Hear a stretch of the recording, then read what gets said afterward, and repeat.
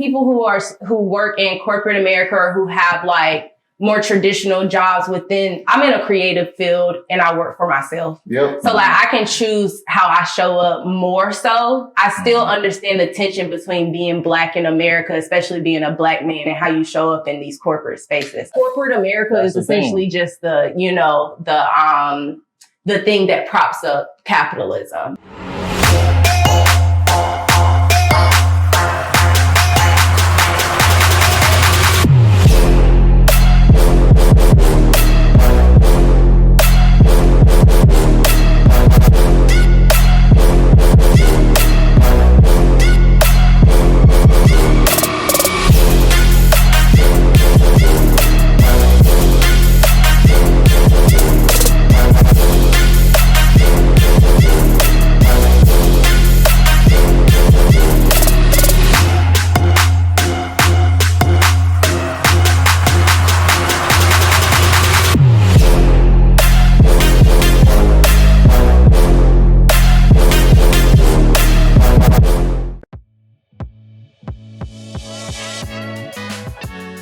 Welcome to the Humble Brag Podcast. I'm one of your co-hosts, Jeremy McKellar, and this year we are so excited to partner with one of the premium beard and personal grooming products around, Sauce. Fellas, if you need your beard and your personal grooming experience to be taken to another level, tap in with Sauce and all of the amazing products that they have. Link below, use the promo code HumbleBrag, and we hope that you enjoy the show. Much love, family. Peace. We back, baby. Once baby. again, the Humble Brag, man. Thank y'all so much for joining. Make sure you go. Hey, look, we're gonna give you a little time. Go pour your glass up. Oh yeah. Before we get started. Gotta do that. Make sure your glass is full. And if you're driving, don't drink and drive. And buckle up. All right. Hopefully you got that thing on ice, or if you want to drink at room temperature, that's up to you. Today, hey, look, real quick before we get started. Today I was at Trader Joe's, which I think is a lot of hype, and I feel like It's his first time going to Trader Joe's. Like, You don't know where to go yet. That's his first time. Because I felt the same way. Yeah, you don't know. You don't know. I mean, the story is on your Yeah. Hey, well, first of all, Trader Joe's, if you want to sponsor us, that's your prerogative. So thank y'all so much. You sound like you about to talk shit. You won't get on suit. I wouldn't do that. So look, I went to Trader Joe's and the customer service was great. I was standing in the line. This guy was like, "Hey, come on, I got an open line." He actually came and got my basket from me. Took it down to the next register. I'm like, Chick-fil-A. This ain't Harris Teeter. You know what I mean? Don't come to Harris Teeter like that though, because I don't shop at Harris Teeter. Harris Teeter, if you want to sponsor us, no shade. But so I was telling him, I was like, "Hey man, we got a podcast. You know, you can tune in." He was like, "Yeah, I listen to podcasts all the time." And I should have told him don't drink and drive, because I was like, "Yeah, we feature wine. Make sure you get your best wine." Didn't realize he was gonna be driving while he listened to the podcast. Nevertheless, thank y'all so much for joining. Hey, thank y'all so much for the support. I don't know what you got from Trader Joe's. Yeah, what you mean? We got fruit. We got some trail mix. Some walnuts. Boo. Y'all being healthy. Yeah. They have a great selection. Fit for life. Yeah, Fit for Life. I don't normally do frozen foods, but they got a great selection of like pre-prepared. That's what they known for. Yeah, that's what you gotta go there for. See what I'm saying? I know what I'm talking about. They got a really good sparkling pink lemonade. Okay. Sparkling pink lemonade. Yeah, very random. But very Man. And of course I got a glass of wine. I mean a bottle of wine. What you get, man? You know what's coming. I'm gonna say that for the next. It's a Pinot. Alright. Shout out to the Pinot. Yeah.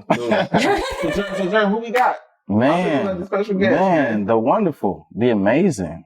Wow, we're so glad to have Resita Cox in our presence today. Man, an alumni of UNC Chapel Hill. So we go back. Let's go back. We got the family today.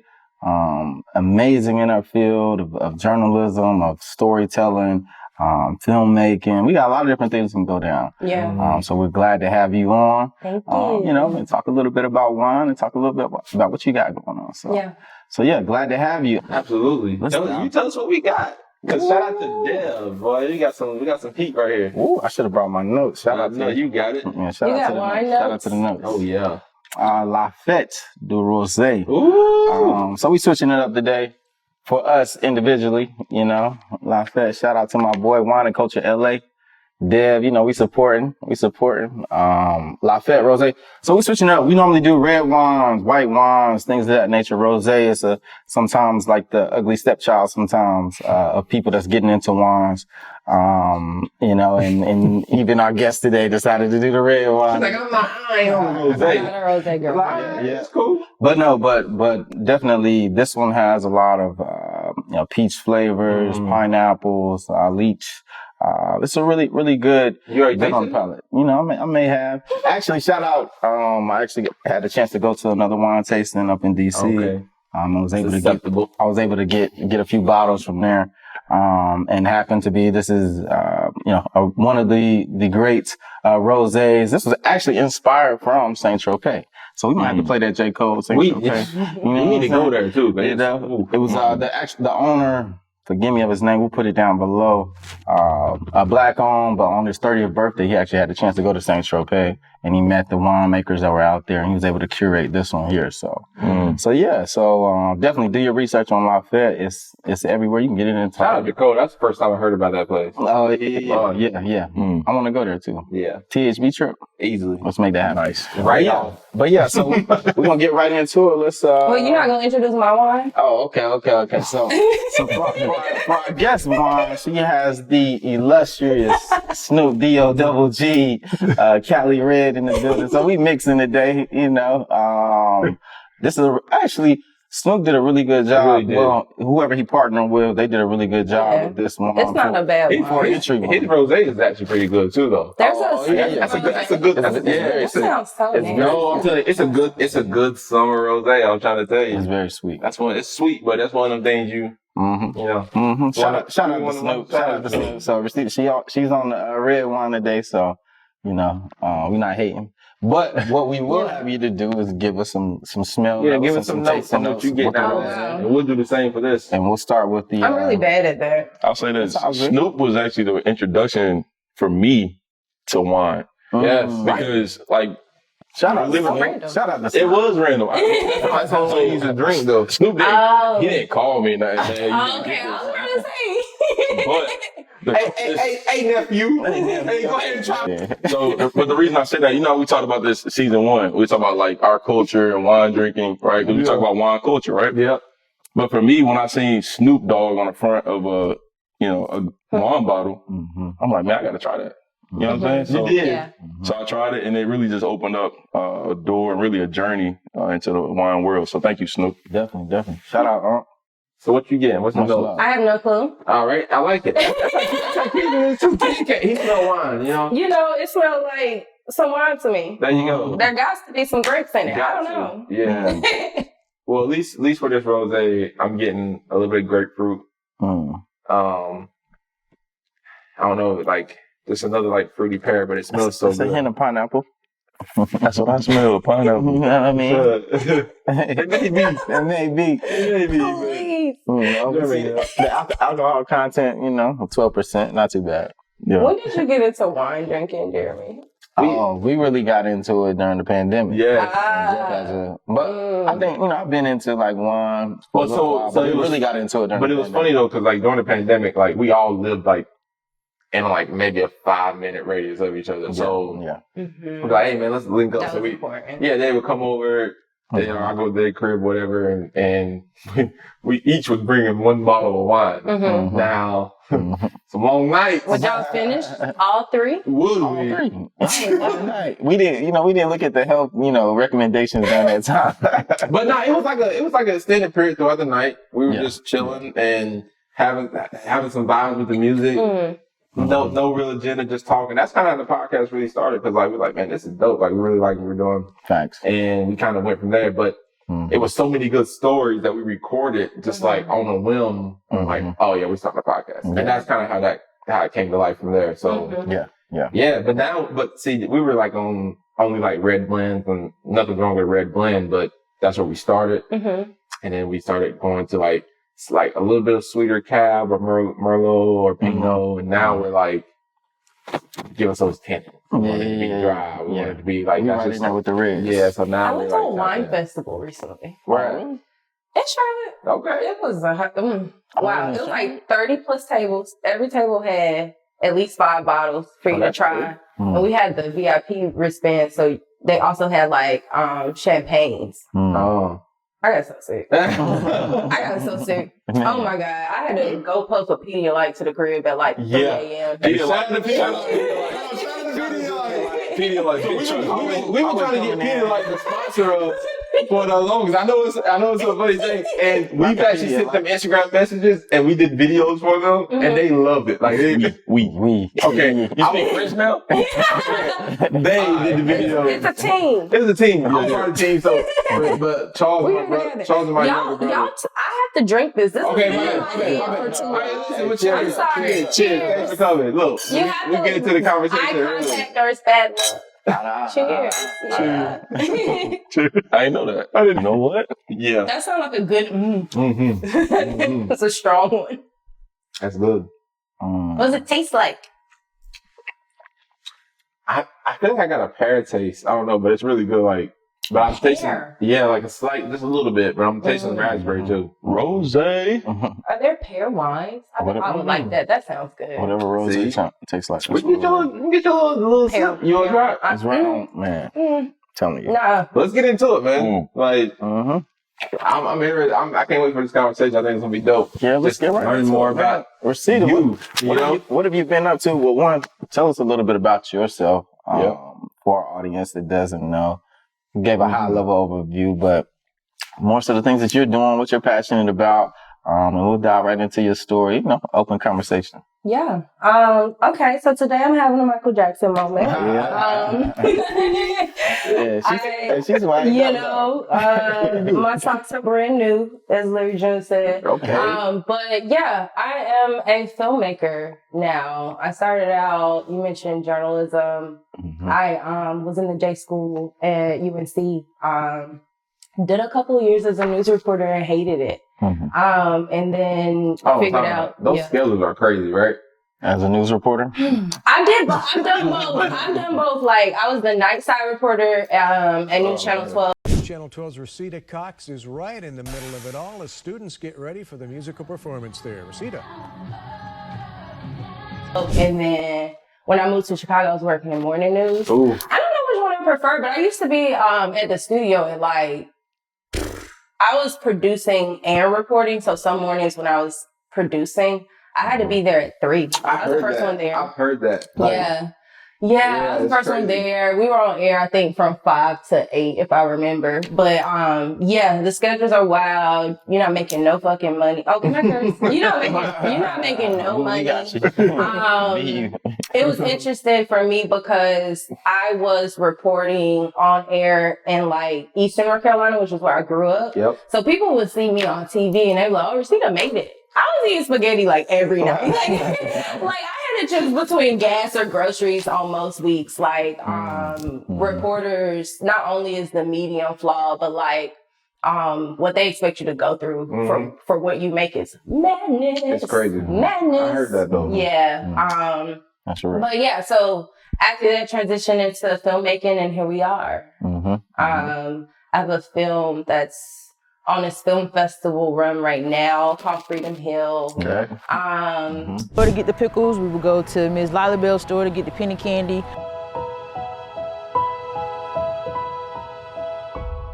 I don't want to live here again. And we just finalized our acquisition deal, so we'll have our premiere with our broadcaster soon. There you go. So we'll figure that out. Congratulations. Yeah. Congrats. Amazing. So, yeah. Hey, congrats. We got to drink to that, man. For sure. Yeah, For sure. Shout out to Freedom Hill. Mm-hmm. We can talk about that too, man. Wow. That's it. And also, you got your master's in fine arts at Northwestern. I did have an MFA. I did do that. I be forgetting that. Yeah. Big time. How was that process? I just got my master's too. And I know it was one of the things I took one class, I'm like, I don't need to do this. You know what I'm saying? I had the same experience. I was like, I don't need Yeah. why am I stressing myself? I'm not doing this. What did you do your master's in? Just business. So I went to undergrad for business, but I went back for business. But I wanted to more so.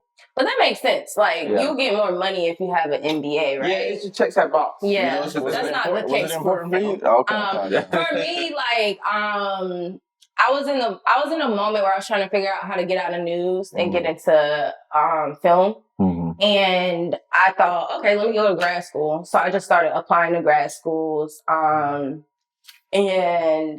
by the time I had gotten in though, I had already transitioned.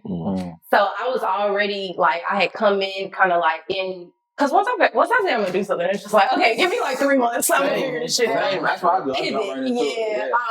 And so by the time I got into to my program, I was already kind of like working in my field. And first day, I was just like, in our cinematography class, like one of the professors, she couldn't find the format button on a C100. I teach my students to shoot on C100s. And I was like, man, I'm like, it's right here. And then by the time it was, the class was I was like, is this going to pick up? Because I can't be wasting. I'm paying to be here. You're trying to learn something. Right. Like teach a class. And so I took myself out of her class and then I put myself in an advanced cinematography class. we now are shooting on C500s. And so like I went from being like not knowing knowing too much, and then now I'm like, I don't know what the fuck is going on. But that's good though. I learned a lot. And if I need to moonlight as a DP, I can. But that's not what I do. Tangent. I'm going on a lot of those. No, so you're good. Y'all keep me. That's big though. Like even what you meant, a lot of times some things can stifle us just by our environment, who we're around. Yeah. And being around like things that are a little bit more challenging that can like raise us up to another level. Like, how has that been for you? Like, one, you moved to Chicago. I did. Why was that? Was it because you had the opportunity there? No. I had $400. So all my furniture, I quit News Channel 12. And cause it was a really unfortunate situation, but it gave me the upper hand. So like, I basically was just like, I'm leaving niggas. And if y'all try to sue me, if y'all try to follow me, you know I got a case against you. So don't leave me alone. So I just left. I had never been to Chicago before. My first time in Chicago was the day I moved there. I arrived on the South Side. What made you just want to go to Chicago? At all places. And also shout out to my cousin because she's been telling me she want to move to Chicago so many times. I'm like, why you want to go there? And she just want to up and quit. I like Chicago. Chicago is a pretty city, man. So you would be her inspiration. Yeah. And if you need to connect us, you know. For sure. But so I had been, it's so interesting in life. One of my UNC professors had sent me this reporting fellowship at this place called City Bureau. Okay. And, I looked at it. I didn't pay it any attention. At the time, the person I was dating was looking at grad school and started at the Art Institute. And so, but I moved before them. So I just was like, okay, well, Chicago, I suppose there's this reporting fellowship there. Let me check this out. I applied. I got it. I sold all my shit and then I drove 15 hours. And at the time, I have so many crazy stories. Like I talk about just like leaping all the time. Like if you ever wonder what I'm doing, I'm probably taking a leap of faith. But I found a room on Craigslist. And I gave myself 3 weeks to find a job, a full-time job. Because the fellowship was part-time. I'm like, after 3 weeks, if I gotta wait tables, because I waited tables in undergrad, I'll wait tables again. Like, but I was there before for 2 weeks and then I got a job offer. So yeah. And looking back, I'm like, I don't know how I was feeding myself. That shit was crazy. And it was during my brunch era too. So I was also still in brunch. When I moved to Chicago, I was like, ain't no brunches. I was brunching. You gonna get some eggs? You gonna get some eggs and waffles? $25. What? I'm gonna go back to something she said earlier though. I don't know why. Please don't put a knock on spaghetti. My spaghetti busted. Spaghetti. Good. Hold on. That was good. Everybody feel like they spaghetti top 5. I got the best spaghetti. I got top 2, not 2. You don't even make spaghetti. All right, do we need to have a spaghetti? We sure cook-off? do, because Because I'm willing to go to war over my recipe. But spaghetti go a long way, so a minute too. Yeah. Well, yeah, I'm sorry. Yeah. Tangent. Yeah. But that's good. So though. and then ended up staying. It worked out. It's so funny you say that because I know the feeling. Like I did the same thing when I went to New York. So like when I left DC, I was like, all right, I need a job. I'm gonna go to New York. So I went to New York with no job. Got up there. I was just searching. I'm going to do all these. First of all, I didn't bring no clothes. Like I had like a little bag like with like workout stuff. You know, I was just chilling. Man, I had an interview coming up. I had to go. They thought, we're gonna interview like on Monday. That weekend, I went to Zara. my favorite place. Went to Zara, got the Zara suit, got the tie, and I was like, it's super hard, but I can't afford the suit. I'm taking it back. As soon as this interview's over, I'm taking it back. And I pulled the CV. Hold on. We do that. But listen, it was hard though because I had the tie too. I had to tuck the tag inside the shirt. But it was a lot. I'm not gonna wear outfit twice. So you know what I'm saying? Hey, look, I got that in college. I wear outfit twice. I was gonna take it back. Rental service. Yeah. I wanted to start a rental service when I was in college because I used to be in the club and everything. They was like, yo, John, you still got that tag on? Yeah, I do. That's funny. That is so funny. I was really doing that. I didn't care. Shoot. Wow. I'm not that dedicated. I wish I was. Right. I'm not going to return. So check it. Yeah. I didn't return the suit. The suit had to be like $300. I'm like, I don't have this money. Yeah, I kept looking at it. I'm like, there. Yeah. the suit is hard though. I kept it. Man. Do you still have it? I still got it. Does it still fit? Nah. It ain't fit no more. Zara don't even. Oh, don't do that. Zara don't even sell clothes this size. I ain't gonna hold you. Where you shopping? Big and Tall? Is that still a place? We not gonna do that. We not gonna do that. We not gonna do that. Hey, it's crazy. I'm not 240. I'm not too. I'm just saying. Yeah. Number that number crazy. I think I seen that. Who weighs 240? You weigh 240? Nah, none of us weigh 240. Yeah, okay. What does 240 look like? Who's a person who weighs 240? You weigh 240? No, I don't look 240. How much do you weigh? You look I'm like 235.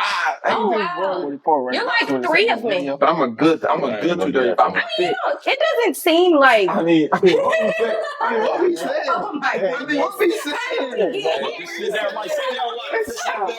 Sit down light, man. He can't take the couch back.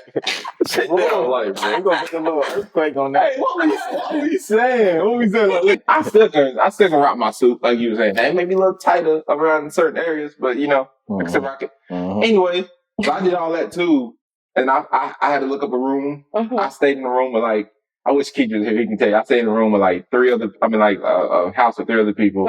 My room was tiny. I was the size of this couch. Yeah. Facts. Yeah. I mean, not no, but you was in New York though. Because my room was probably double the size of your room. like literally, and I was paying like $1,000. Yeah. I'm like, bro, and I'm like, man, I'm not trying to live all the way out in nowhere. So I paid the money, but I got a job like you did. Like, got a job. I'm like, all right. Like, I had deadlines. Like, you got to get a job at this time. Yeah. And it worked out. So it was like, that's what I did. Yeah. Why'd you say 3 weeks? Why'd you give yourself 3 weeks? I don't know. Because 3 weeks was at the time when I was comfortable with being unemployed for that long. Yeah. I'm like, 3 weeks sounds like, that's fun employment. After 3 weeks, it's like, girl, what you doing? Yeah. What we doing now? But you had a good background because you just said you knew there were certain avenues you can take to make, ends meet the way you did. Yeah. I mean, I think with anyone who just has hustler's instinct, I'm not gonna be homeless. I know for a fact, even if I hit rock bottom, I'm not gonna be homeless. I'm probably gonna be rock bottom would be working at Starbucks. I'm still gonna have something coming in. So a lot of times you just gotta go though. Yep. Yeah. Who gave you that hustler mentality? When God put me not in the Beyonce family, when I wasn't born to Jada or Will, I was born in Kinston, North Carolina. Very, very poor. Yeah. I'm a child of 2 people who met in Narcotics Anonymous. Okay. So my parents were and still are very deep in their addiction. So I didn't have no choice.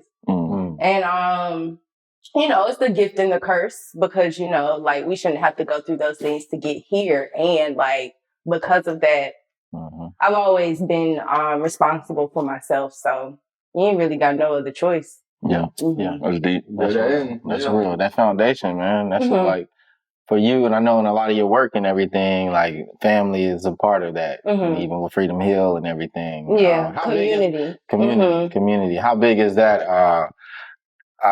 in you wearing that on your sleeve in any facet of life that you go? Like, how big is that important for you to be able to have that? Yeah, like community is connected to everything I've been able to do. I feel like I can go anywhere. I mean, in the world, it's crazy. Like I after we graduated, I went to Ghana by myself. And I'm just like, I stay in a hostel. I'm just like napping. I wake up and 4 people walk in with Duke hats on. I'm gonna cry. I'm like, did y'all go to Duke? I just graduated from Chapel Hill. Stop this. But even like my second night, I was in the club in the crowd. Like I wasn't just like doing. The clubs don't close, and I made some friends. Ghana, right? I gotta go. Yeah, it's amazing. Part of me, you know yeah. And I'm just, in the club at a bar, and this guy walks up and he's just like, "Where are you from?" I'm like, "You don't know where I'm from." He was like, "No, I lived in North Carolina. You sound like you from North Carolina." I was like, "Where? Why do you know?" I was like, "I don't believe you." I was like, "You don't fucking know. I don't believe you." And he pulled out his North Carolina driver's license. And I was like, he lived in Greensboro.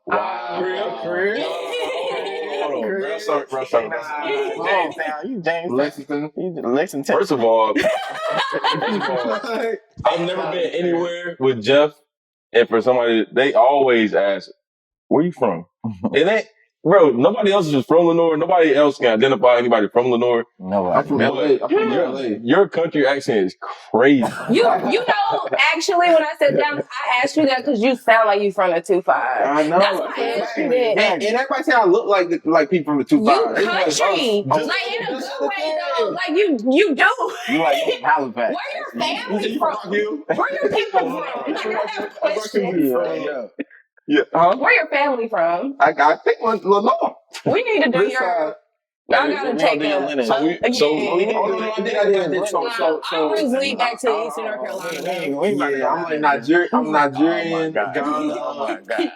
That's my main Ivory Coast. Irish. He's Irish. But I'm Irish though. I'm like 25%, 30%. 95% Irish. So I'm a true Black Irish. Oh, that's crazy. You know what I'm saying? Black Irish. Hey, yo. You gotta start the group. It's other ones out there. I need to link with them. Yeah. Do you gotta what do they call the skirts? No, like the he's a bagpipe. He's a bagpipe man. Yeah, that's all him. Nah. Did you pick that up? He did that in the last. I would though. Nah. So I swung that thing up. Anywho, this past weekend we went back to Carolina just to see the stadium and stuff like that. And we saw this facilities guy who was there when we played at Carolina. You don't see Chapel Hill. Yep. The guy was like, he's like, "You see all that we got going on?" The country guy too. He talking to Jeff. "Hey, you see everything we got going on?" He talking to Jeff. Listen, he brought me back. I know he's gonna go with this. Go ahead. So go ahead. The guy's like, he's like, you like it? You see everything we got going on in here? Just that. I see it.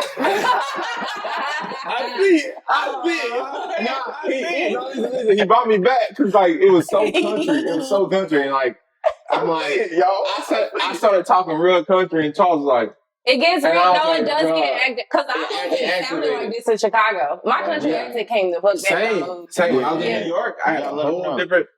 Hey. When I say activated, it activated. I was like, "Oh my gosh, that's been a while since I talked like that." When you hear two country people talking, you don't know if you need to run. What's going on? It felt good though. Keep translating. Yeah, you got to for real. I love being country. That's my favorite thing. Me too. I can turn it on and off now, but yeah, I didn't know it was on. Them work calls, you know. I don't code switch no more. I stopped code switching during the pandemic. My work calls different. You can code switch during. I'm like, listen, it'd be funny too. I be on some of his work calls. He start talking, and I'm like, "Is this Jeremy?" Oh wow, that's crazy. But it sounds great though, because like I wish I could do something like that. Before we go deeper in that, a lot of people don't know who code switching is because until a couple of years ago, I didn't know exactly what that was either. Though I naturally do it. Can we dive into like what is that and why do people do it? And that's a good. Pretty much like our own dialect, how we speak like right now, and we're chilling, you know. But when you're in certain environments, they may... Halfway through another amazing episode of the Humble Brag Podcast. We hope that you're enjoying the show. I got with me today the OG Beard Butter and the OG Souffle, two of my favorite products from Sauce, and they have some more amazing products on their site. Definitely check them out. Link below. Don't forget to use the promo code Humble Brag. Now back to the show. Peace. Require, or at least there's expectations around the way that you just did it. Code switching is... You know what I mean? But, I know you see the in a good way, Look, Resita about to go in on me. But it's not something that you have to do. No, yeah, for sure. You got a choice. You got a choice of expect. I mean, I think that code switching is people decided to conform in attempting to assimilate into like whiteness. So I'm glad you brought up definition, because that was good. Because so I'm just gonna jump in on what you just said. I don't necessarily think it's that. Like, for example, when I was in New York, if I was going, let's say I'm trying to do a certain deal, they may not want to deal with somebody who's as country as me. But that's still conforming. You're adjusting yourself so that you can meet the status quo. But it's not necessarily. That's a good point. No, I know. Go ahead. That's a good point too. So it then comes back to, what do you actually want? Mm-hmm. What do you individually? At the end of the day, you don't have to answer anybody, right? You don't have any, nobody to answer to. You decide about what type of level of comfort and life that you want to live. Mm. And so understanding what may be the best probability for you to be able to get something in that environment. Right. But there's no judgment. I'm just saying, it's still you, like, understanding that the institutions and the systems that we exist in aren't built for us. Okay, but let me say one other thing, because I'm with you on that. I got you. I think the biggest thing, though, because I come from a very country place, like very, very. Nigga, I'm from Kinston. And I'm from. Okay, I got you. We're like in the same. We're both from a place called the North. Like, come on, like we both got to say that. Anyway, and I love the North, but here's the thing: it's a difference where it's not even about like conforming to like a race type thing or anything like that. It's more so like understanding how to properly speak, right? Like, right. We don't even but you just said how to properly speak. Yeah. The only reason why you understand that is properly speaking, as opposed to like the way that we speak to one another, is because our status quo is whiteness. That's structure, right? It's built into all of our institutions. So yes, if there's an expectation for you to speak properly in these spaces, speaking properly is to speak white. Well, no, that's not true though, because what I'm saying is... It is. This America. No, I know, I get it. But what I'm saying is if I'm on the phone with somebody from Texas and it's a white person from Texas and they're talking in a super country way, I'm going to feel the same way if they're a white, black, or whatever. It's going to be the same, and they're white. You know what I'm saying? So It's the same. It's the same. Yeah, dynamic. but why do you assume responsibility? I'm not assuming responsibility. I'm just saying, change the way that you show up. I'm curious. Because I understand, like, so for example, when I went to New York, right? It's like, I know I'm not speaking the right way. And but do you hear what I'm saying? No, you keep saying the proper way, the right way. Let me tell you. So when I say speaking the right way, I'm talking about grammar, right? Using the right things. But who made grammar? That's a good point. I'm talking about, okay, so we have a lot of slang, right? Like, we say a lot of stuff in a lot of slang ways. Charles can come to my hometown and he won't understand half of what they're talking about. Right, but we're not talking about slang, Jeff. There's a difference between slang and like cadence, like dialect, the way you're speaking, like to like speak what I know you mean when you say properly. Yeah. Like, I wouldn't go up to, like, in a white meeting, pitching a film, talking about, like, I don't know. I can't even think of a slang term. But I'm not going to say something, a word I know they don't know what the fuck I'm talking about. Like, you know what I'm talking about? So that's you. Right. Different.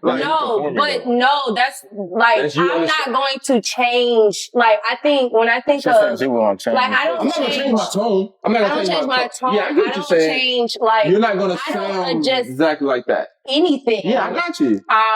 When I am in rooms with white people. But I say that as a black person who used to code switch, and I quite literally stopped during the pandemic? Yeah. Well, I'm gonna tell you something. So look, I would take, because I'm in a very like diverse environment, right? Yeah. It's very professional, but very diverse. Regardless of who I'm talking to, whether it be my black, leader who I report to. This is your same tone you talk to. Yeah, I talk the same. Now, mind you, my personality gonna come out because they also love like the authenticity.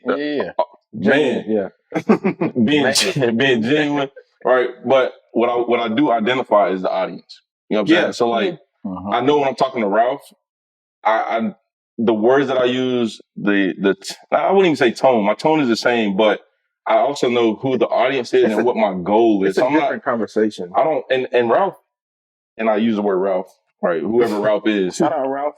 Ralph isn't a Caucasian or white man. You know what I mean?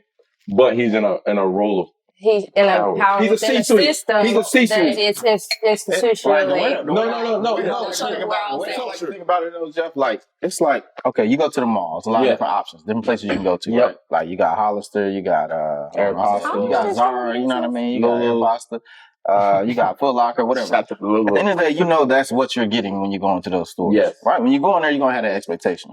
Right? So when you go into those things, you're not going in there like, changing those specific things. Unless you got a specific agenda. Like, hey, I'm going into Foot Locker and I'm going to change this whole freaking shit. Like, it's about to be completely different. Right? But no, I'm going into those spaces and I know that, hey, this is what comes with it. Right? I can decide, I can make a decision around changing the whole space, in that place of, being completely different, or, I can figure out, hey, how do I get best out of this whole situation? Can I just say, I recognize that, like, when I was in the industry, like, I took voicing classes at Chapel Hill, voice and diction class to get rid of my accent.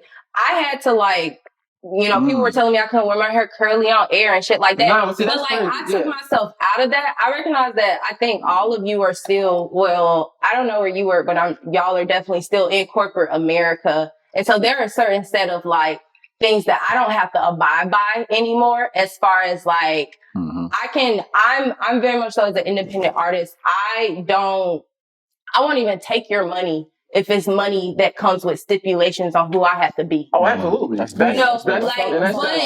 also like people who work in corporate America or who have like more traditional jobs I'm in a creative field and I work for myself. Yep. So like I can choose how I show up more so. I still understand the tension between being Black in America, especially being a Black man, and how you show up in these corporate spaces. I'm not dismissing it. No. But yeah. I think the main thing that I try to pay attention to, and so here's the thing.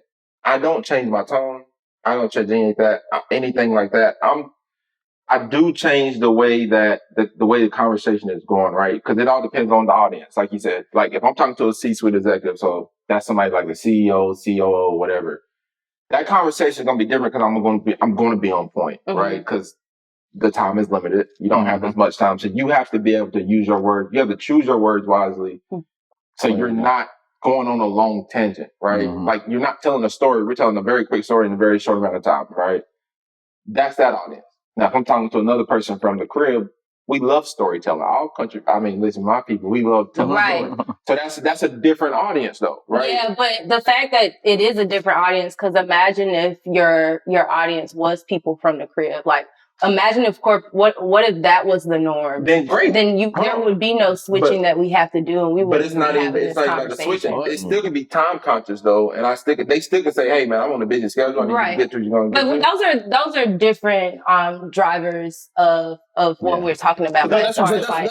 That's what I do though. You know what I'm saying? That's the only thing I'm changing. That's the beauty of it though. It's still gonna be the same way. That's the beauty of it though, man. The beauty of what? Of just life in general. Oh, I just don't think there's no beauty in having a code switch. No, not that. But like when you think about, it's all about perspective, right? Like I look at life so like lovingly now, and I understand like what my like goal is in life. Like I know there's so many different people in the world that are not able to accept me for who I am.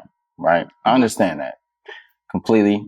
And so knowing that, it's like, I'm going to show up in spaces, be able to, conform myself in different ways, but in the right moments, I'm able to really show where my people come from. Mm-hmm. And it's a lot of people that don't even want to be in them places, but I understand that. I understand it completely, right? Because it's like we've been held down so much, right? Our own people from our own history and things of that nature. We've been held down in various places. So it's like, okay, where do we gain the power at? Right? I'll tell you where you find the power. So when you talk about beauty, right? And you ask, where is the beauty? The beauty is in evolution. Because as we continue to evolve, especially like we talk about corporate America, it's evolving. And it's evolving rapidly to the point where diversity is at the forefront of corporate America. Now, I know you want. I'm an anti-capitalist abolitionist. This is emergent strategist. And this is good. So you can show us because we don't. Our liberation is not going to be within the structures. Okay. Like even if we have been successfully infiltrating these structures, but like. Cool, get your money, succeed, grow in your field, but understand that there's no way that we can, that the systems that chain us can give us our liberation. Oh, absolutely. So, I think about that in corporate America is essentially just the thing that props up capitalism. And so even though that they're on this, cause even I had wine with a couple of filmmakers last night, and we were talking about in the 90s, that's when they had come out of college. It was really diversity was the thing. It was the new thing. That was the first wave of it. And the person another person worked in diversity and inclusion, equity and inclusion. And I think the biggest scam of capitalism in corporate America has been tricking us into believing in this Black excellence thing. When I've been reading a lot more from film in Alabama about Tuskegee University. Yep. When they were opening up Tuskegee University, that was the beginning of the Black middle class. Okay. So Black success, Black excellence, Booker T. Washington, all of those. But behind the scenes, the only reason why Tuskegee, Alabama, racist as fuck, allowed that university to open is because they needed Black people to stop going through the Great Migration. They needed their labor pool to stay in the South. So they're like, let's give them this illusion of success. Let's trick them into assimilating into what we have established as the structures that set the rules of society. Give them a little bit where okay, now there's a Black middle class. We're succeeding. We're excellent now. We have degrees. And what these Black folks didn't realize, and I say we, us, our ancestors, is that oh shit, they just tricked us into staying here. And so I think about that in all instances. It's just understand that everything points back to capitalism, all of our oppressions. So there's no way our liberation can be attached to any of that. Even if you're diversifying all of the biggest Fortune 500 companies, that don't mean shit. That's true. Obama was president. Yeah. We had a Black president, y'all. I don't feel free. Do y'all? So what do you say though? Because this is the thing that I battle with, right? A lot of us are different. We're successful. Right? In our own rights, we have our own understanding of different success. Y'all have our definition. Yeah. Right? So no, us on this couch are successful as far as it relates to. We all have our own definition of success, though. So I'm saying we all have our own different levels of success. So we have our understandings of it. It's where do we find the bridge? So, because you mentioned the point about using these different systems and thinking that we're getting or whatnot. But what if you were very intentional about leveraging the resources that you're providing? But everybody's not like that though. Some people do get into the candy trick and they all right, yeah, I'm just living the life and I'm cool. Yeah. But how do we continue to grow as a people, even in these spaces? Because we don't want to feel like whatever we doing ain't really helping. You know what I mean? Yeah. But it's all right, we really are trying to help in those areas. So, I mean, I think people ask me this a whole lot. especially like being on this screening tour with Freedom Hill book. Have y'all seen the film? No. You've seen it? Have you seen it? Not yet. Okay. I seen, look, like, I'll check it out though. It is streaming next week because we are about to celebrate Earth Day. Where's it going to be streaming at? I'll send you a link, but it's as a part of the we'll drop that in. Yeah, the DC Environmental Film Festival, where we were winner up for best film on sustainability. That was a couple weeks ago, but yeah, so they're doing a virtual encore of the screenings. But yeah, people ask me that a lot. Like I had a woman yesterday. We had a screening at Charlotte, at UNC Charlotte yesterday, as a part of this mental health symposium for Black college students. And so like I had a woman who's like a psychologist, a Black woman. She's from Ghana. I gotta go. I got all the spots too. When you go hit me up, I'll send you did you have a good time? Was it nice? Oh my God. I'm going next year. What you talking about? That's what I'm saying. Like, I don't know. Like, if I was balling, I would buy a house. Did you just stay there? Was it hard to get to like other places? Or oh man, that's the thing. I'm what just time like, did you go? You went like in January? I went in the middle of summer, and unfortunately, I just have no fear in my heart. So there's this thing called a trotro, which is just like a minivan that the Africans done dubbed out into a bus. Like I hopped in there. I went to Cape Coast, which is like 3 hours away. Got lost, fell asleep during my stop. We on the side of the road. I'm like, I'm gonna just hop out. Someone go find me. I hopped out. I had my shit in a plastic bag. I had no money either. I was broke as fuck. We just graduated. I hadn't found a job. All of y'all was going to find jobs. I was in Ghana on the side of the road. Damn near hitchhiking. And after about 5 minutes, a taxi driver drove by and he was just like, "What you doing out here?" And I was like, "I'm trying to get the Oasis." And because I'm country, they couldn't understand what I was trying to say. Yeah. So this man who did not know me drove around asking people to interpret what I was saying, so they found someone who understood what I was saying and then dropped me off where I need to go. Wow. And that's what I mean, like community, like to bring it back to the original, because we went I don't even know the original thing we were talking about. We went to code switching. Yeah, it was a good point though. It was a good point though. Yeah. So community is just important. But there was this woman asking me, like, what can I do?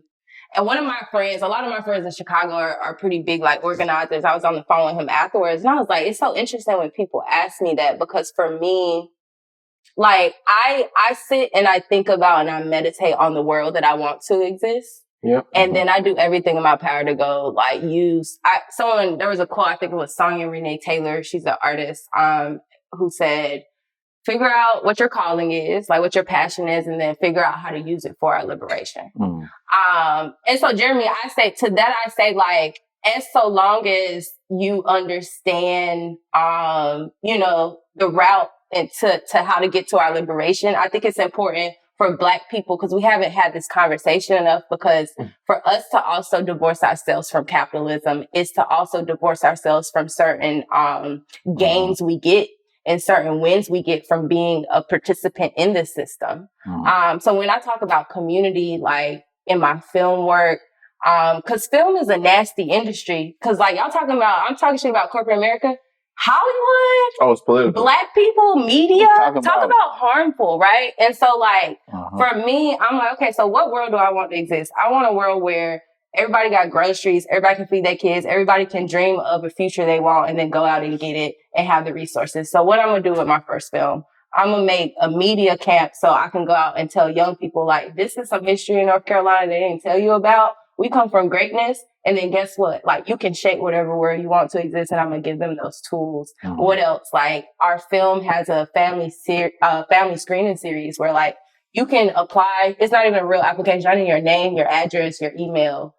Screen the film. I'm going to pay for groceries for a month. It's like little things like that where people are always like, yeah, like there's so much terror and turmoil in the world, but there are small bubbles. Like I'm just a very small increment. Like people see Freedom Hill and they think about Marquetta. Marquetta literally was like, notice that the graveyard had overgrown plots. Amazing. Some of them were our ancestors who died in like 1865. Who gonna go take care of this? And she just started doing it one day. She invited more people to come, and then eventually Freedom Org is now an organization. Wow. So it's just like, it don't have to be anything large. But if everybody figures out what their part is and fucking does it, we gonna get free, like, revolution in this lifetime. Like, you know? No, I got you. I think about it from a different perspective where, like, I come from, like, a finance background. So all my subjects are, like, financial literacy, right? So I try to always give that kind of, that's what I know, right? Like, I went through all the classes, like, I got all types of certifications and licenses, but I try to give back, like, just a simple little tips and tricks that you can do to financially be good, you know, because there's so many people who are, like, financially illiterate that it's not their fault. It's just like, it's not taught, right? Because it's funny, because one of my friends there, we were just talking about this, their kid he's trying to decide if he wants to send him to public school or private school.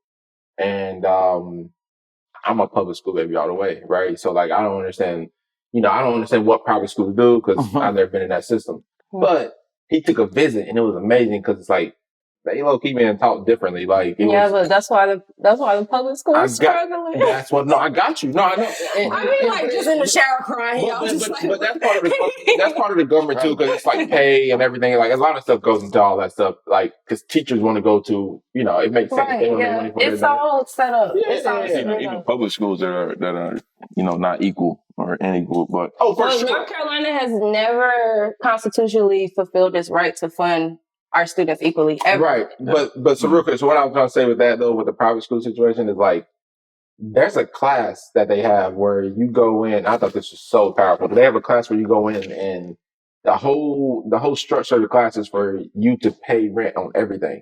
So you pay rent for your desk, you got to pay rent for supplies, you got to pay rent for whatever. If you got to use the bathroom, you got to pay for that. What's their salary that they're giving? Oh, they paying them. It's a private school. I don't know what the salary is. I have no idea, but I'm sure I'm getting at, like, it's hard to, because I imagine if baby Resita was in a class where someone was trying to teach me how to manage money. Right, budgeting, right, simple.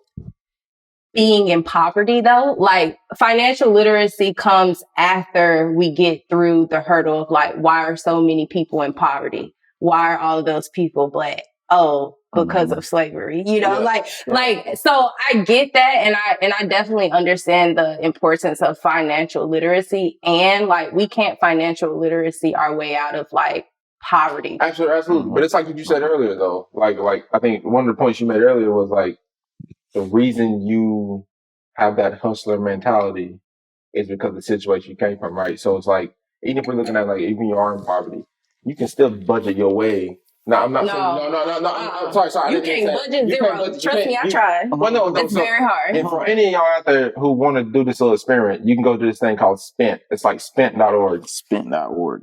You can go through, and you can't budget. And that's the thing. I did it. So this is one of the things I actually like and get my MBA.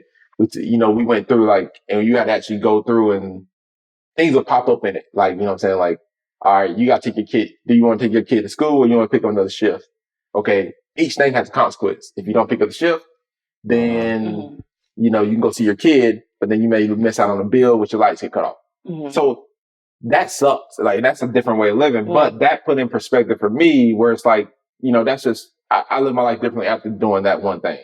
What I'm trying to say is, like, not necessarily like you can't budget your way out, but there are some things as a like just from my own family. There's things where there's money that's there that we don't realize is there because we spend it in certain ways. And this is my own family here. Like, cause we went through this exercise, and I'm like, my family can say, I don't have no money to do this. But when I took them through exercise, I'm very strict. Like, I'm a little bit different, but we go through it, and they like, I found like $300. And they're like, well, I'm like, yeah, we can do this because you do this, and it came out, right? And so in all of that, and you saying all that made me think about, like, yes. And the larger picture is like an understanding that, quite literally, you was in the B school, so you know this more than me. Yeah. Our system requires someone to be in poverty. Yeah, it requires a class. If it's Black people now, it's brown folks, transitioning. I think it's minorities. It's really minorities. And so my thing is, my beef is with you know, within that system, we can teach people financial literacy, yes, and they can do better and they can figure out how to find $300 and yeah. But the overall goal and the understanding has to be, the big picture is no matter how much financial literacy niggas got, there has to be a lower class in our system. Oh, absolutely. You know, in order for this to work. And so let's be angry at, I need more Black people to understand capitalism as the culprit to why we got to navigate and maneuver through this shit anyway. You know, why is there even an app where you can take a class, like where you can like, you know, this is the money you have, figure out how to make it work. Why is that a game? You know, that's sick to me. It made me mad. I think that, but I do think it's from, I do think it's educational. It's education stuff too that we can provide to ourselves, right? Because like you just said, there is a lower class. That don't mean Black people got to be at the lower class, though. Right, but why do you want anybody to be at the lower class? Well, I want everybody, to understand liberation for one is to know that it has to be connected. But everybody's real quick, Jeremy. Everybody's different too, though. Because let's just say, and I'm not saying this is the end of it, but I'm going to just point out that, like, hypothetically, right? Let's just say Jerm is a very hardworking individual. Charles is like less hardworking than him. Facts. And then I don't work at all. Like, I'm lazy. But Jeff, listen. No, I hear that. I hear that. I'm about to cut you off because I know where you're going. You get what I'm saying? But do I deserve the same thing? No. What I'm saying is you're looking, it's not our issues, our oppressions are not individual issues. Oh yeah, no, for sure. The numbers speak way too crazy for it to be individual. And so so I can't point at one person and be like, well, I got it out the mud. Why you ain't get it out the mud? Right. I'm the fucking exception. Yeah. Go back to all the people I graduated. I'm the exception. And so that points to an institutional flaw. Oh, yeah. That points to like a systemic flaw. And the systemic flaw is capitalism. That's it. That's all. Yeah. How do we tear that down though? Cause like, I think burn that shit down. Y'all saw it almost happened in 2020. No, real quick. I'm sorry. Go ahead. No, real quick, because I actually said this season, maybe this season 2 is a revolutionary season. I did say that. But, so this is the thing. But I need to know. I need to be able to visualize it, right? Because some people are very visionary people, some people aren't. You said something that was critical for me in this lifetime. Mm-hmm. You got to realize, like, time goes by quick. Mm-hmm. There are so many years, so many ideas, so many people that's been with the same feelings and passion that you have for, like, building its own. Yeah. You know, but to that, how do we do it? I mean, there's no simple answer. We Black. We Black. Uh-huh. We sitting here on a nice ass couch. We got we Black. Our ancestors, 10 generations removed, was not sitting here. They were in chains. Evolution. Revolution. It took somebody. Yeah. It took because slavery lasted for 200 years, y'all. We ain't even hit 30 yet. No, I know. It lasted for a long time. So people were saying, I was, cause I'm an abolitionist. I was like, yo, like, we gotta get free. And someone was like, well, how do we do that? We've been slaves for so long. And I'm like, I don't know, nigga, burn this shit down. And then what happened? We're not there no more. And so when I talk about in prisons and in police, people are like, how are we gonna do that? I don't know, nigga. Harriet Tubman, my ancestor. I'm not sure how we're gonna do it. I don't have all of the but nobody does. That's why it's not done yet. I mean, that's a hard, complex issue. Our ancestors have left us things, you know, like that. I read so much. Like I read a lot of like abolition literature. I read a lot of like transformative justice, which has those answers in it. Mm-hmm. Like, and a lot of abolitionists, like the language is like, we actually don't have the answers. And I jokingly say, burn this shit down. But abolitionists to understand, she's just a joke. Abolition is not the tearing down of something. It's the building up of something new. So that requires like imagination, right? But it also requires us, and that's why I'm like hung up on this capitalism point. It requires us to imagine something different than this current one we're in. Yeah. And revolution has happened time and time again. It happens all the time. It happens in small bubbles. Mm-hmm. Freedom Org is a revolution. You know what I'm saying? The media camp that I do now is a revolution. Mm-hmm. Like growing up, like I didn't have nobody who was coming in like, oh, you could be a artist and pay bills. and be good. Yeah. Like, I But see, know it, you know? real quick. Yeah, go ahead. I think maybe not. Everybody in our own avenue is doing that same exact thing, right? Like, just a quick example, and I was going to really shout you out because you really do try to give financial literacy to those who, I mean, mind you, I know because you made a good point too. You made a great point about you can't be financial literate without money. That's why I threw in the thing. I took that. It's hard. But he does it for his hometown, for people that he associates with. Even in my role in this corporate America, as I continue to like progress, right? My goal is that I know that I'm paving a way for somebody else, and I want to make it a little easier for them. I want to let them know that they can be themselves and be where I'm at and even further, right? Because I had mentors like my father, black male, in the community that was always instilling, confidence and knowledge and all these different things so that my path was a little bit easier than somebody that didn't come from where I come from. But that doesn't mean I'm going to turn my eye on them, right? I'm still going to try to provide that same resource to them because I had that mentor. I'm always trying to make them, and mind you, it don't have to be in corporate America. Yeah. But we build it. Yeah. Feel me. I'm receiving it. Right. Because look, eventually, as we continue to build, because you don't know what you don't know. Right? You know what I'm saying? If nobody before me, and mind you, I came from a different situation. I was just watching Power today. One of the that jump crazy. Well, I'm behind. No, I'm behind. Black men are Real quick. I don't like the class scenes in Power. Right? I do. But it's a lot of information. Real quick. Come on, stay with me. Yeah. Come on, stay with me. We don't talk about Power. I was getting, come on. Let me get to the story.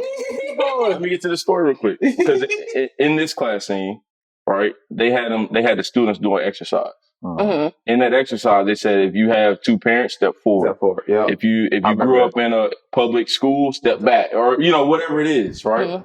And then they stopped everybody and say, "Look where you are." And this right here is where you have to start and how hard you have to work to get to where you are now, right?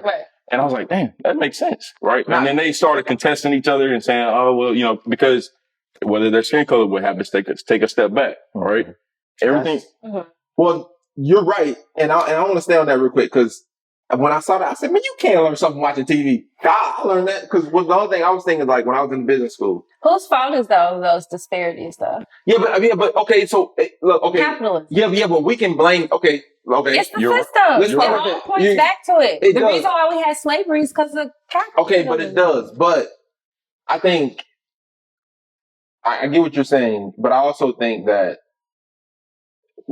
we have to try to drive as much as we can drive as well. Like in terms of like we got to do things that we can control. What you can control. That's my biggest thing. There's some things that we can try to change that we're just not gonna be able to control. It's like all these layoffs are happening. You may get laid off.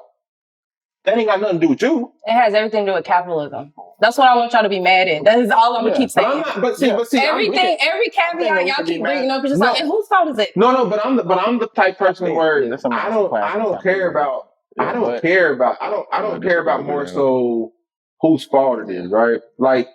Because I do. It made me mad. No, I know. It could make you mad, right? And that's okay. And that's choice. That's diversity of thought. We talk a lot. And I think the way that my brain has now been wired is more so like, there's always going to be somebody doing something that's not right. And we see it every day. Like, we see people just doing dumb things. But like, only thing we can do is control what we can control. Like, and we can try to control more than we can control.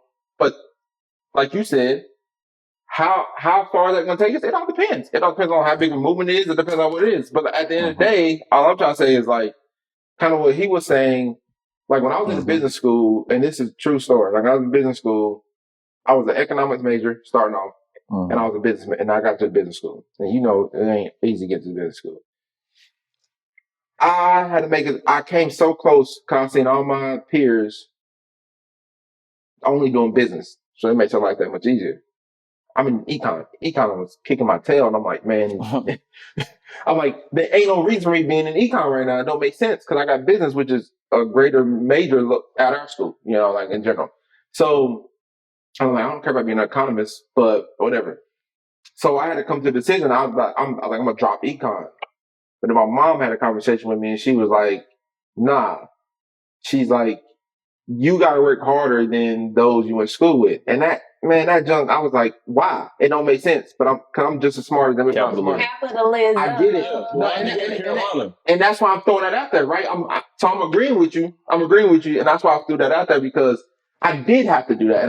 And by the way, so I got an econ. I said, hold on, Jeff. None of the points you're going to make is going to contest capitalism. I do got a question for you, though, Resita. Resita. Hey, you went to Carolina. Yeah.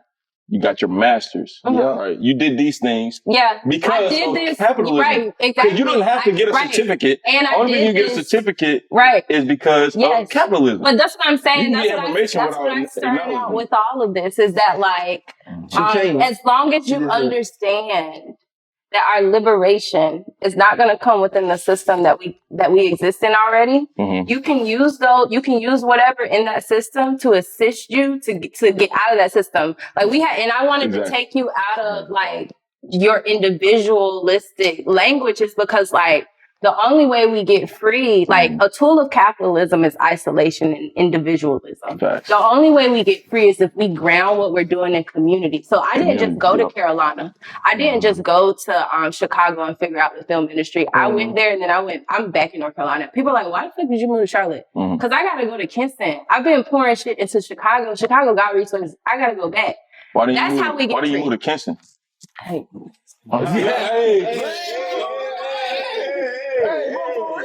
know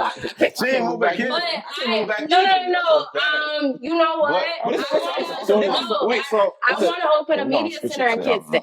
And so like there will be a time where we don't have to have a real conversation. But it's a different frame of thought in your hometown, just like it is in mine. What you mean? Like the people in your hometown probably are not thinking the same way that you're thinking right now. Like in terms of like you because you've kind of explored the world a little bit, like you have a greater right. And everyone should have that opportunity, and everyone doesn't because of capitalism. That's literally what I'm saying. Yeah, you're right. I wish everyone from Kingston could go do what the fuck I don't want to go back. I'm not trying to go back, but if everyone could have these experiences that I'm having, then I wouldn't have to. But the whole reason why we sitting here talking about how the fuck do we get free? Yeah. And so no, that's real. That's real. Before you say that, that's a good point. So what does free look like? Oh, I like that question. Someone asked me, we had another Charlotte screening a couple weeks ago. Someone asked me what freedom was, what freedom looked like to me. And I struggled with it, and I've been thinking about it a whole lot. Yeah. And to be free is to, for me, like it's so many things, but it's to wake up and drink water that's not toxic.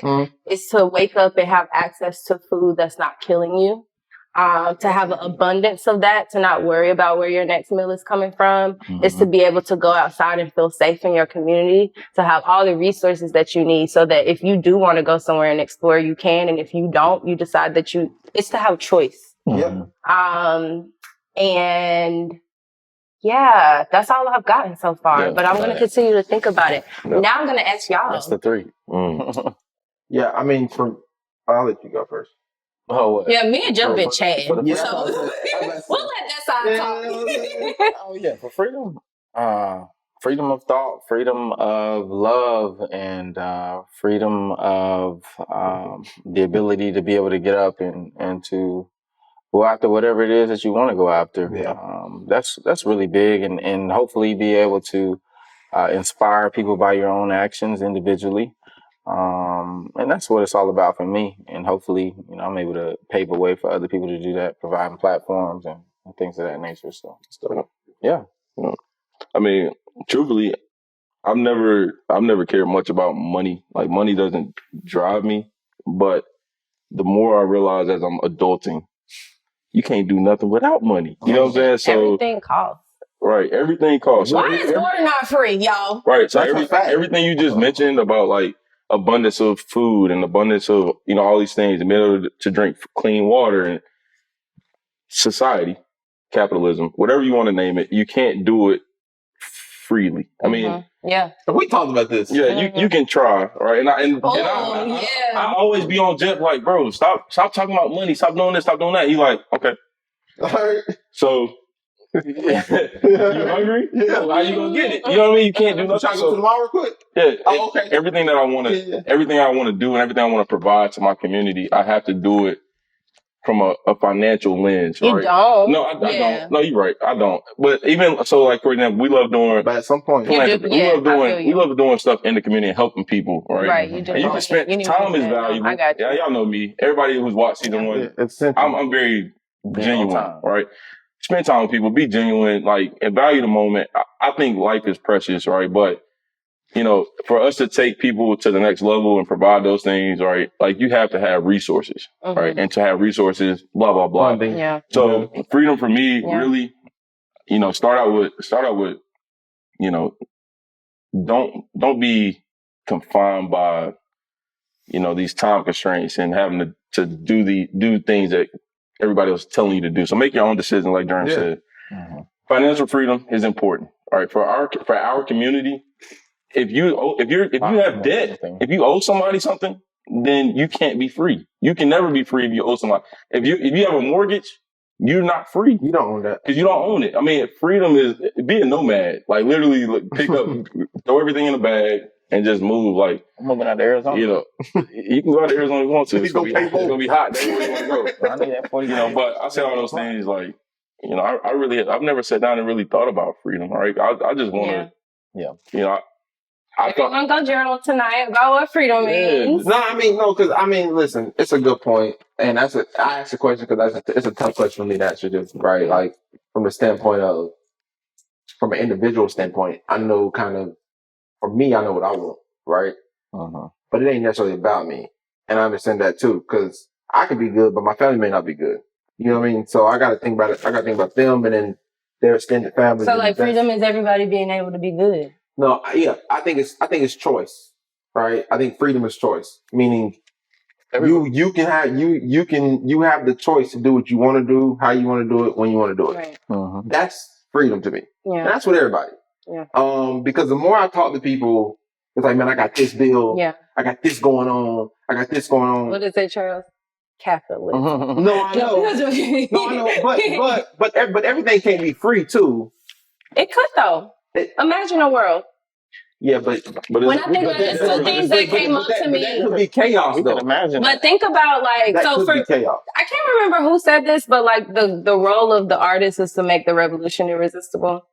That's my role in life. But like when I think about who needs financial literacy, like it's not individuals. Like I think they need money. Who need financial literacy? I just moved from the city of Chicago where they spent over $1 billion on their police. Like the city of Chicago need financial literacy. So when we talk about what freedom is, and I talk about needing access to water and resources, like what if they took that $1 billion and divvied up into like all of those basic needs we just talked about, imagining for our people to have access to, like the things that we need, we can get there. It's just a matter of like the system and the people who are in power and are driving the boat are not giving us things that we need for freedom because it's not their goal. Their goal is profit. Yep. And so like financial literacy, like go give, like, I want you to go teach a class to the city of Charlotte. Like, I want you to go teach a financial literacy class to the fucking town manager of cities where they're allocating millions of dollars to police budgets, but people actually need clean water to drink. Yeah. No, I was just talking about this today, bro. No, I'm with you. I'm with you on that. I think from my thoughts, right? Like, and I do think they need to change. I mean, obviously we see everything that's going on in the world. Like, they got to change that whole system and everything. That's a whole nother topic. They got to change all that. You can see it right here in Charlotte. I was talking to India about this today. You gotta, bro, the roads. I mean, something as simple as infrastructure. You go into certain sides of town, potholes, and that seems like nobody pays attention to a pothole, right? But if you go on a nice side of town, you don't deal with that. So it's literally like. But yeah, everybody taxes the same. Everybody taxes the same. Yeah. Everybody is in the same system, which. Like I said, that's a whole other. But in this food desert, I mean, you can name a bunch of like. This whole conversation is great too because our economy right now, we're going through a big shift. If we know it or not, and this is something that we should know, like individual, like our own communities, financially, the whole structure of the whole system is changing for sure. And from decentralized money and power. Hopefully. You know, not to get too deep, but like even in the whole cryptocurrency aspect of things, of having a decentralized currency. But wait, I want to pause you right there though. Well, hold on. Go ahead. I'm going to just say one thing. Governments are now developing their own centralized thing. But if we would have got behind the actual decentralized aspect of things, and which is, it's going to happen. We're still in the process of all of this, to where the changing world order of everything that's going on, we're going to have a big impact in the next 10 to 20 years.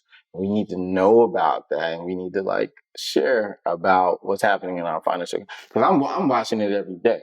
I'm like, oh, we own it. I'm like, we need to be in those type of like conversations. But from your aspect, like that's big in terms of like providing for everybody. This was like one of our ways of being able to do it. But now it's like.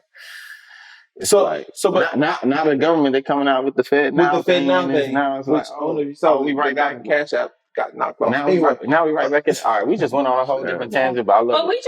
I love the tangent of like, it's so interesting how we can talk about how quickly things change, but still be stunned by how do we change things. Like, COVID was like, we didn't know what the word COVID, you said that in 2017. What do you say? Are you coughing?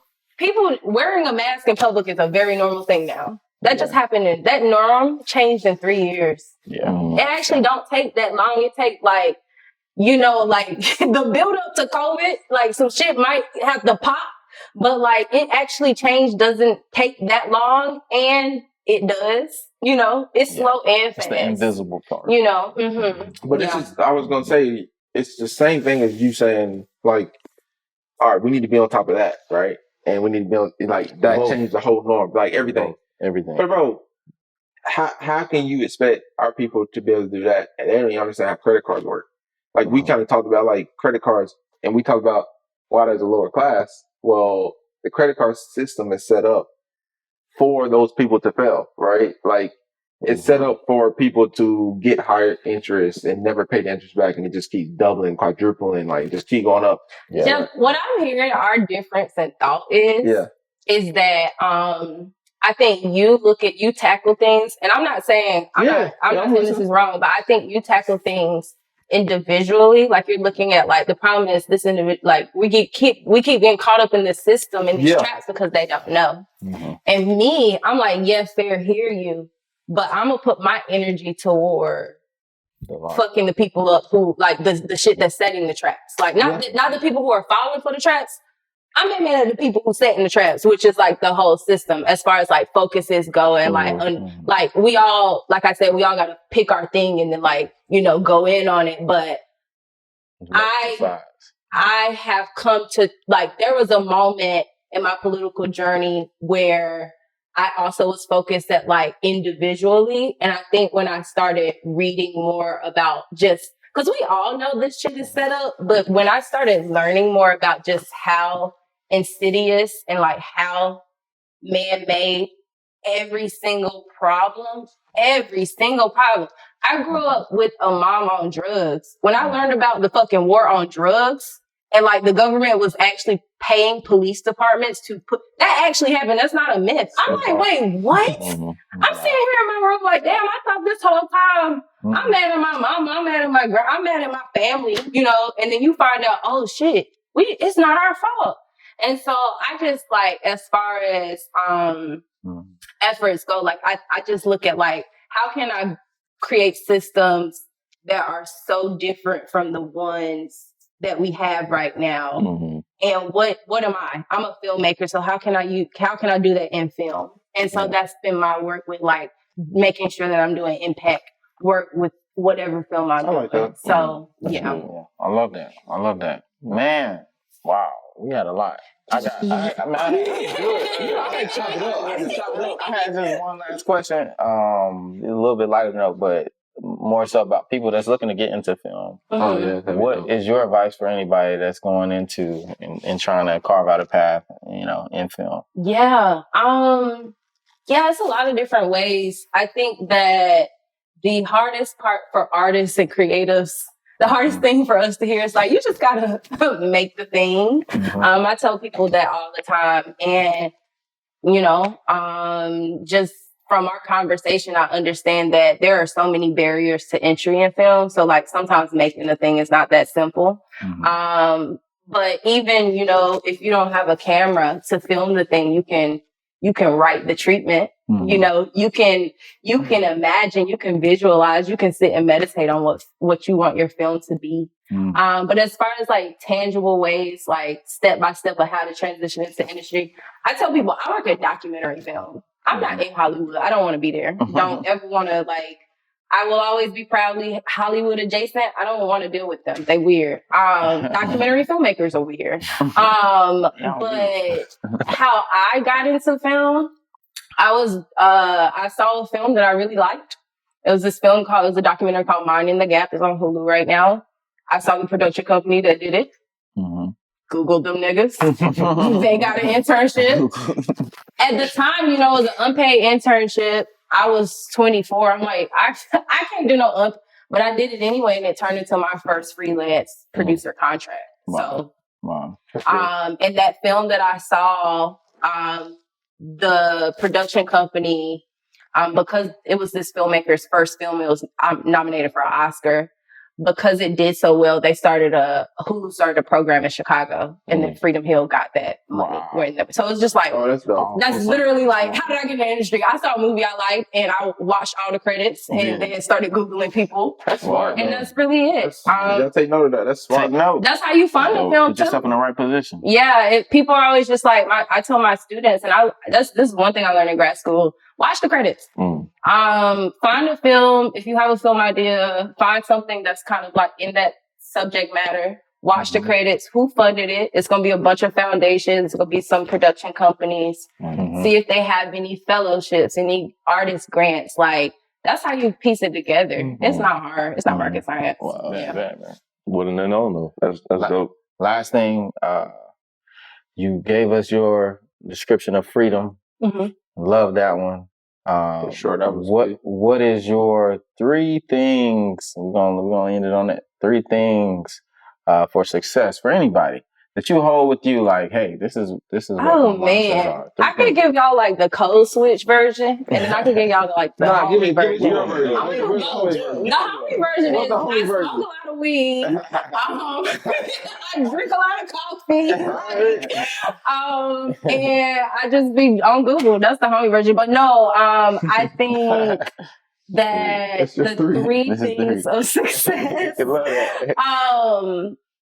You gotta, you know what you're aiming for. I think, have a target. You gotta have community. Every step of the way. I'm only where I am because of community.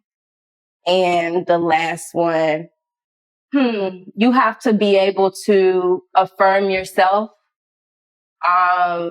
Because if you walk out in the world looking for affirmation, especially as a creator from others, you don't get burned every time. So before you walk out in the world, you got to get real firm with, who you are, and what you're doing. So yeah. That's hard, bro. I like that. I love it. Know who you are. That's dope. Yeah. This is lovely, friends. That's probably the best 3 that I've heard, man. We brought that all the way around. Like we did. We went around, but You said we was all over. We did. I love it though. I love the conversation. We went to go there. It was nice. It was good. Yeah, definitely. Man. 9.5. Hey y'all. What's the rating today? 9.5. Oh, wow, you really you enjoyed the process. For Rose white. This is the first time. I need to go to the restroom, man. I see Jerm over here moving his feet. You know what I mean? Shout out New York. Shout out LaFette, man. My Snoop is a 7. Was the Snoop good? It's a 7. That's a solid 7. Yeah. Solid 7. Like glasses empty. And glasses are empty. And give me a second. So for THB, what we gonna give it, Jeff? The rosé. I mean, it's up to y'all. I'm going 9.5. 9.5. Cause bro, I don't drink a lot of rosés, but I would stock this. Really? I'm stopping. Dang, that made me want to try it. Hey, shout I'm out gonna have to to try it. I had to make sure you do them right. Don ain't bursting, man. Shout out to Don ain't bursting. Got you. Yeah, I would keep this. I would buy this by the case, you know. By the case? And keep it. That's a humble flex right there. By the case. I don't think I've ever walked into a store and bought a case of wine. I ain't never done. That's something I haven't done before. Hey, shout out to Let me get into a case of wine. That's crazy.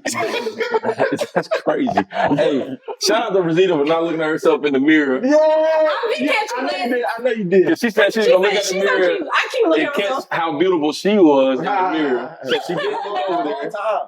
Humble flex. You know. Yeah. Hey, no, but we really enjoyed it. This was really good. This That's gonna be a classic. It's classic. I love the conversation. And we're gonna keep it going. We're gonna keep it like you run the streets. We got this. Yeah. You know. Yeah. I mean, you know, it's Charlotte up the street. Everything here is like Up the street. And this was the last thing. So we know Freedom Hill. What do you feel is next? I mean, there are so many things that are next that are now. I know. So our youth media camp is now an annual thing. Okay. It started as just something I was trying to do during our premiere. And then I have young people coming up to me talking about how to change their lives. And, you know, like 2 of my students are going out to pursue filmmaking now. And so it's just like, I guess I got to do this shit every year. So we're doing that. We're getting UNC, the Stone Center is actually sponsoring an intern for me. Okay, we were just talking about Stone Center. Yeah, Dr. Jordan, he stepped out of his role as director. And there's a Black woman there now, but before he left, he was just like, Resita, what you need? And I was just like, I need money. And so that's that. I'm producing a film in Tuskegee, Alabama, which is about, you know, rural Black towns that used to be these beacons of hope for our ancestors, our grandparents, told through the lens of the director's grandfather who raised 17 children in the South. In the Civil Rights era. 17. In a 2-bedroom house. Nick Cannon can't even think all 12. Yeah. But it's also exploring kind of like, you know, you're from Lenore. Yep. It sounds like your family's still there. When my grandma died, they were trying to sell my grandma's house because nobody necessarily wants to be, you know, in these small towns. But when we sell these houses or we lose these homes, we're losing stake in these communities that used to mean so much. So that's called South Mind Drive. We're going to New York on Sunday for a pitch competition with Black Public Media for $150K. Okay. Really fucking need You're gonna get it. You're gonna get it. Without a doubt. So we're kicking off principal photography for that in June, and then I'm working on a film in Kinston called Basketball Heaven. Okay. Y'all got it. It really is. Hey, Kinston beat us for the championship when I was in high school. Shout out Reggie. Who did you go to? Reggie Bullock kicked our tail. That's fucking funny. I was at that game. Come on. That's funny. We weren't paying attention to you. That's funny. Yeah, and we were beating y'all first half, and they came out. I remember that. I had on a yellow button up and some rainbows. Hey, y'all nervous though? Y'all nervous? We weren't nervous. I ain't gonna hold you. Listen, they came out second half, put that thing on us. I ain't gonna hold you. He sits here as a loser to tell the story. I'm sorry. But anyway, so working on a film in Kinston called Basketball Heaven because Kinston is the not you whispering in the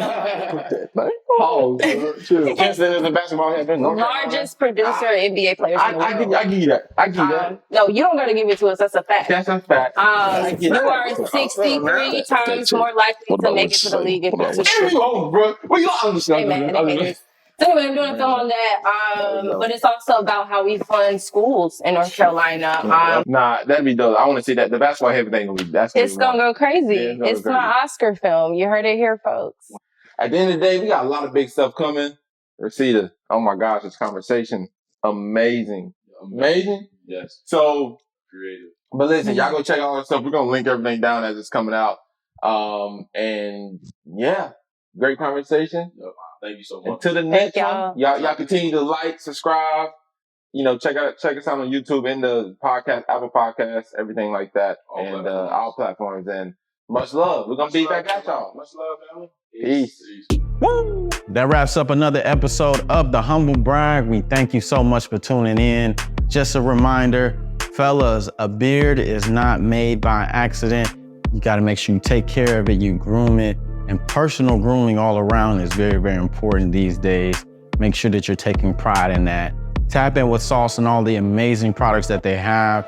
Link below, and we hope that you all enjoyed the show. Use the promo code HumbleBrag during checkout. We thank you so much. We'll see you on the next one. Peace.